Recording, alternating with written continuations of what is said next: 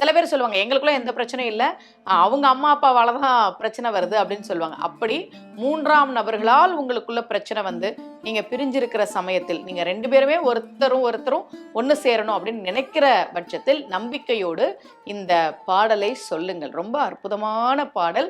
Abirami butter நமக்காக பாடி கொடுத்த அபிராமி அந்தாதி பாடல்.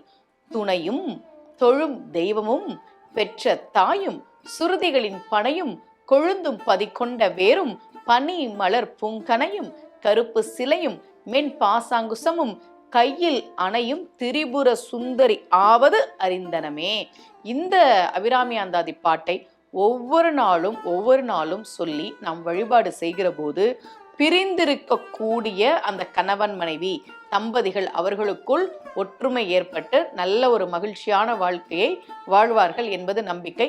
இப்பவும் சொல்றேன், 2 பேருமே ஒருத்தர் மேல ஒருத்தர் பாசமா விட்டு கொடுத்து ஒரு சூழ்நிலை காரணமா பிரிஞ்சிருக்கும் போது இதை சொன்னீங்கன்னா நிச்சயமாக நல்ல பலன் கிடைக்கும்.